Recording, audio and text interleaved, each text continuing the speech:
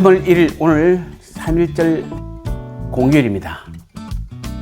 민족과 나라를 위해서 기도하는 또 우리 민족을 지금까지 이끌어오신 하나님께 감사드리며 오늘도 주님과 함께 걸어가는 귀한 하루 되시기를 축복합니다. 우리 함께 합심하여 간절히 기도하겠습니다. 하늘의 영원한 영광과 상급을 바라보며 날마다 주 안에서 기뻐하는 신앙생활이 되게 하옵소서. 재정위원장인 최영일 장로님과 재정부장 최재훈 집사님, 재정부원 모두가 주님께서 맡기신 주님의 재정을 지혜로운 청지기의 사명으로 감당하게 하옵소서. 두 가지 기도 제목으로 합심해서 간절히 기도하겠습니다.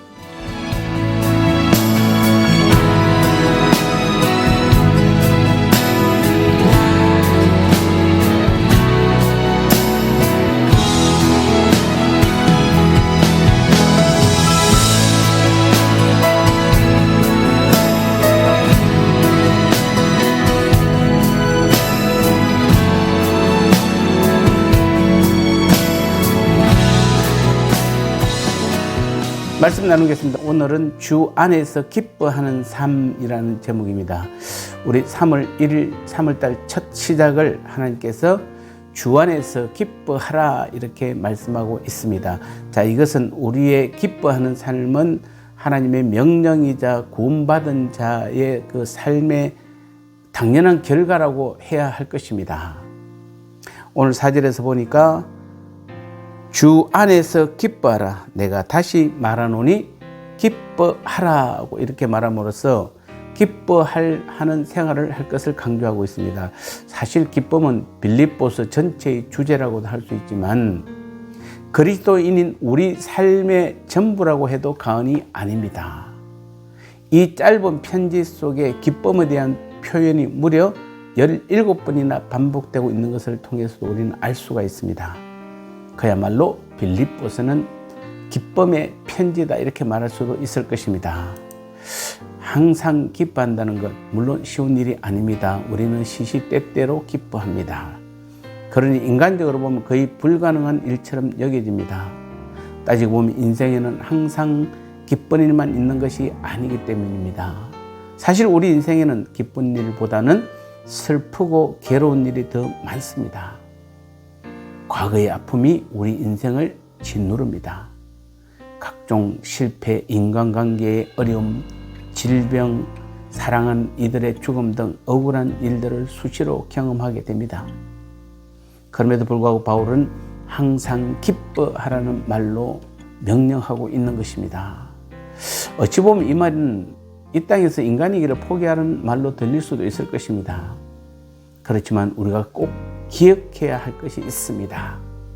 믿는 자에게 있어 기쁨은 명령이자 동시에 우리 삶의 당연한 결과라는 사실입니다. 우리들은 주 안에 있는 자들입니다. 주 안에 있다는 말은 주님과 연합된 주님과 한 몸이라는 것입니다. 주 안에서 우리는 죄와 사망의 법에서 해방된 것입니다. 슬픔과 두려움의 권한에서 완전히 자유하게 되었습니다. 이 엄청난 자유가 우리에게 말할 수 없는 기쁨을 가져다 주는 것입니다. 그 기쁨은 어떤 기쁨입니까? 마치 평생을 갚아도 다 갚을 수 없는 1만 달란트 빚을 탕감받은 사람의 기쁨이라고도 할 수 있을 것입니다. 자신을 어렵다고 생각했던 바리새인들은 이 기쁨을 몰랐지만 자신을 죄인으로 고백하고 용서함 받은 그 세리와 창기의 기쁨이 얼마나 컸을지 우리는 이해할 수 있을 것입니다. 그 기쁨은 그 무엇과도 비교할 수 없는 큰 기쁨입니다. 그러기에 그 기쁨은 우리로 하여금 어떤 상황에서도 기뻐하게 하는 것입니다.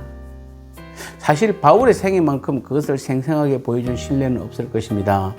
빌립보서는 그가 로마 감옥에서 쓴 편지입니다. 어찌 보면 그가 처한 현실은 도무지 기뻐할 수 있는 상황이 아니었습니다. 좋지 않는 최악의 환경에서 육신의 자유마저 박탈당했습니다. 더구나 그는 죄를 지어서 지금 감옥에 들어간 것도 아닙니다. 그럼에도 불구하고 그는 조금도 슬퍼하지 않았습니다. 도리어 편지를 통해 기뻐하노라 이렇게 고백하고 있습니다. 그는 과거 신라와 함께 빌립보 감옥에 갇혔을 때도 찬송하던 사람이었습니다. 바울이 그렇게 할 수 있었던 이유가 무엇일까요? 그것은 그가 자신이 당하는 고난은 앞으로 누리게 될 영광과 좋게 비교할 수 없다는 사실을 그가 누구보다 확신했기 때문입니다. 그리고 모든 눈물을 그 눈에서 씻기시고 영광스러운 상급을 주실 주님을 바라보며 위로를 얻었기 때문입니다. 이게 바로 우리가 실제적인 믿는 자의 삶에서 일어나는 현실이고 실제요 능력인 것입니다. 우리에게도 이런 기쁨이 있지 않습니까? 바울에게 주셨던 구원의 기쁨, 위로의 기쁨, 상급의 기쁨은 바로 오늘 우리들의 것이 되어야 하는 것입니다. 현재 나를 가로막고 있는 모든 환경을 뛰어넘어 하나님이 주신 내적 기쁨을 마음껏 누리십시오. 항상 기뻐하라는 주님의 명령을 순종하십시오. 그러한 우리 모두를 하나님께서도 기뻐하실 줄 믿습니다. 나눔의 시간입니다. 우리의 신앙생활에서 기쁨은 어디의 주제이고 누구의 신앙 전체의 주제일까요? 왜 우리는 환경을 초월하여 기뻐할 수 있나요? 또한 우리의 고난은 장차 무엇과도 비교할 수 없는 영광이 될까요?